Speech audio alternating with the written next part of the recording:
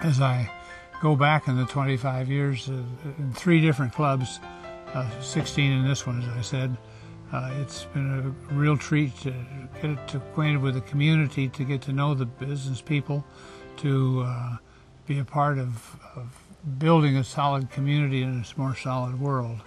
I think of some of my early experiences. About 40 years ago, I was taking a trip with my family, and we were in Canada, and quite a ways away from home, and that was before credit cards, and I ran out of money. But I was also away from my home club, so I needed to make up. So as I approached the town, I looked for the sign that says Rotary meets here, and sure enough, there it was, and I went in and attended Rotary someplace up in Canada somewhere. And after Rotary, I went to the bank to cash a check to renew my thing. I had nothing for gas, nothing for food, nothing for lodging. I was out of money. And the teller at the window said, "Oh, we don't do that. You're from the U.S. We don't cash foreign checks, etc." I said, "I want to talk to someone else." And he said, "Well, you can go talk to that person over there." And I went over and talked. "Oh, I'm sorry. Said, "But can I talk to the bank president?" "Well, he won't do any good, but he's over there." So I walked in his door, and he had seen me at Rotary. And he said, "Hi, Phil. What can I do for you? I saw you at Rotary this noon."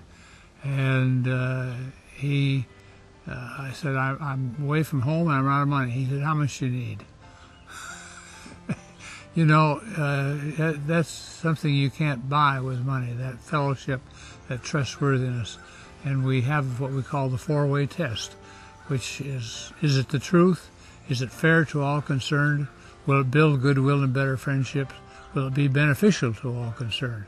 And we live by that code, and we also have a motto that says service above self. And so it's wonderful to have an opportunity to be a member of Rotary. Quickly, another story. I was vacationing or taking a trip and was in Africa. Not a terribly civilized area in Africa. And I was amazed as I went from town to town. I would see water well after water well with a big rotary wheel emblem hanging on the thing that says this well was furnished by. And when I got to one particular town, I saw a sign on a privy, poured concrete privy with about 4, 5, 6 stalls, something like that. And here was a great one, big sign, 2 feet and 3 feet in diameter, says, "Built by St. Croix Falls Rotary Club." And I just, that had happened prior to my membership in the club, so I wasn't aware of it. But I mean, talk about bringing things home. It's absolutely a terrific opportunity. So we do a lot of things for the world. We're very serious about what we do, and we do trust each other.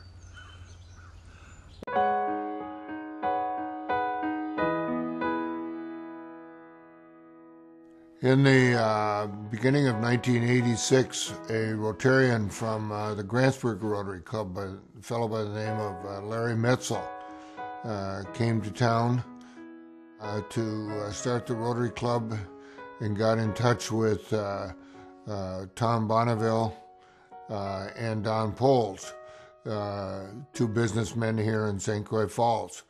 And they proceeded to go about contacting various other businessmen in town to start a Rotary Club.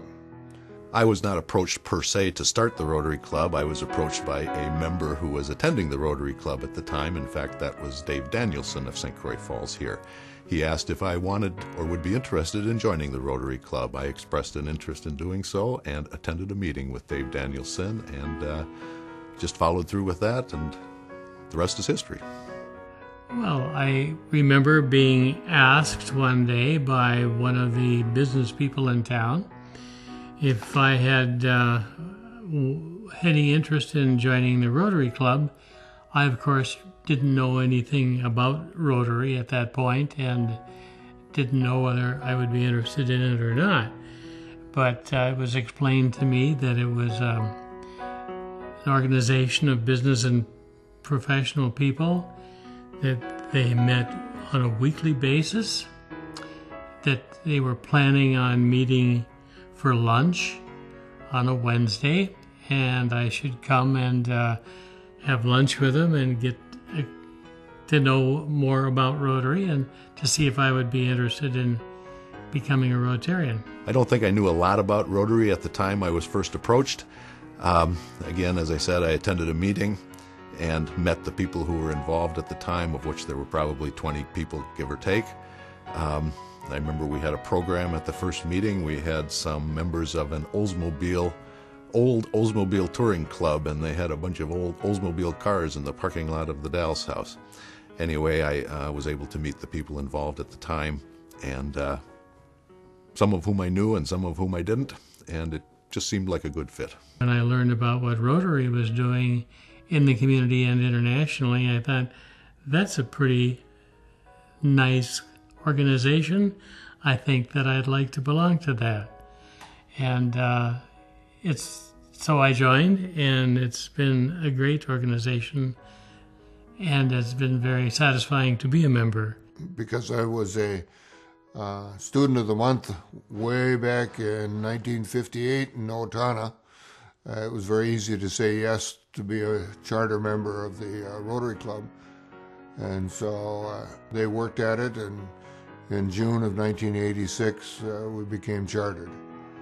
In 1986, Lester Swanson, one of the charter members of the club, saw me in church one day, and he said, I had bought roses from him for my wife, and he said, you ought to be in Rotary. It's a good bunch of guys.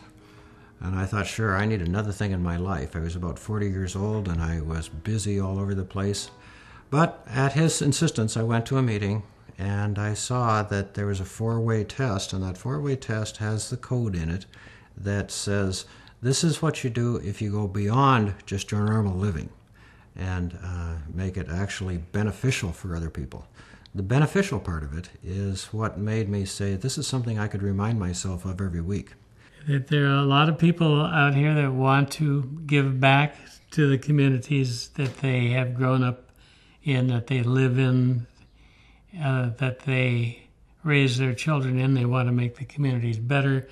They want to help others that need help, not only in our communities, but all around the world. And certainly Rotary does that in a way that we individually can't. So it's a way to get together with other like-minded people and do something beneficial to others that are less fortunate.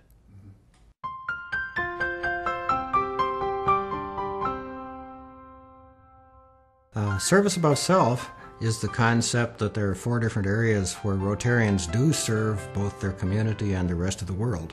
There are 4 avenues of service: club, community, international, and vocational. With club, it's a lot about the camaraderie of being a member and being a part of something bigger than yourself.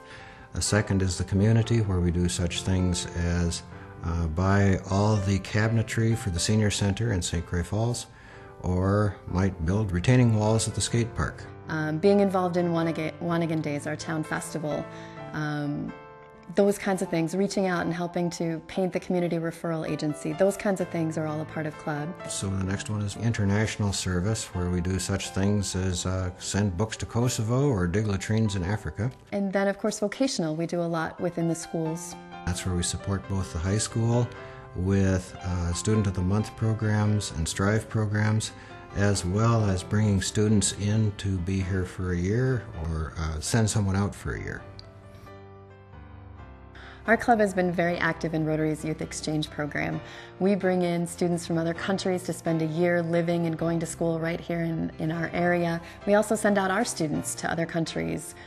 Throughout the past years, they've been to Brazil and Switzerland and Germany and all over, and it's just really an impressive program. I know from getting to know Kim from Germany, both while she was a student here and then visiting her in her country and having her come back again later, I know how much that program meant to her. I know how much it helped her grow. And I think the same has been said for a lot of the students from this area who've traveled. They've come back with a much more global perspective, and that's what you need when you live in a small town.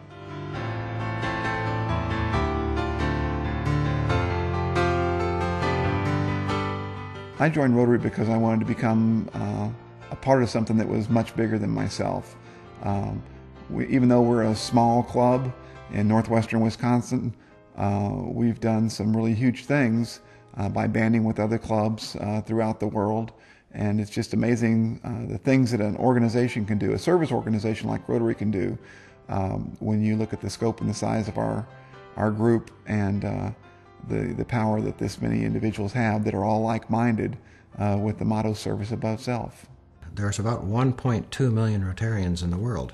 If you go Monday through Friday, there's 250,000 meet every day. And if you divide that into 24 time zones within a couple of Rotarians more or less, it means that there's 10,000 Rotarians meeting round the clock Monday through Friday someplace in the world.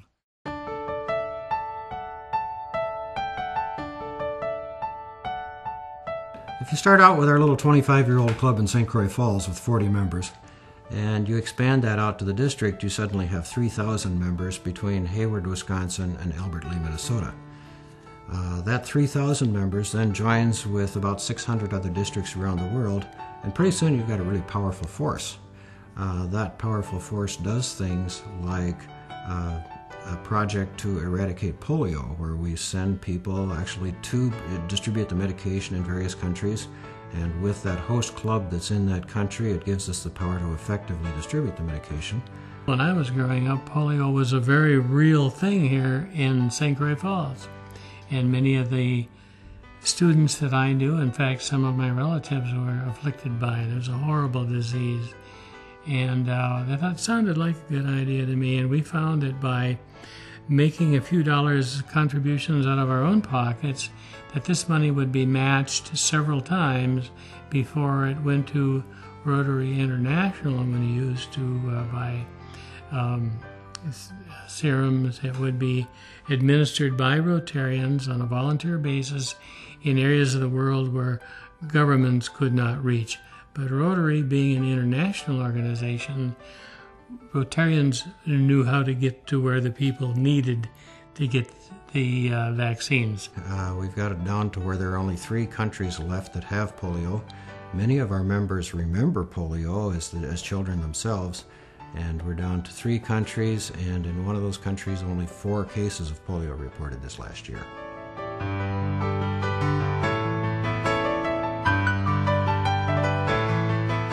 I think locally the Rotary Club of St. Croix Falls will continue to grow. From our initial group of approximately 20 people, I believe we're in the approximate range of 45 people now. I think the Rotary Club has a good reputation in St. Croix Falls. More people are expressing interest in joining, and I think the club will continue to grow, and as it grows, be able to do more projects here, both in the community and worldwide. My expectations of the next 25 years would be that our club would continue to have the kind of growth that we have had. We're a club of 45 members, roughly, something like that. When I first joined the club 16 years ago, there were about 35 members. So we naturally have had some people retire, some people move away, some etc. But we've got a whole new generation that's come in to take the reins and help to do the projects, etc., to make the club worthwhile. The future of Rotary seems to lie in the next generation and making it as viable as it has been in our own generation. Some of the some of the efforts that are being made to accomplish that is more usage of the internet and new technology, and a second one is to modify it so that it's actually doing what the young people do. We have things like Interact clubs and Rotaract clubs, and those transform the image of a bunch of gray-haired men getting together for lunch. And that's turning into a very effective way to grow our membership. New projects are brought to us by members on an ongoing basis. Somebody's always thinking about something that they want to do, and it's fun to hear the new ideas.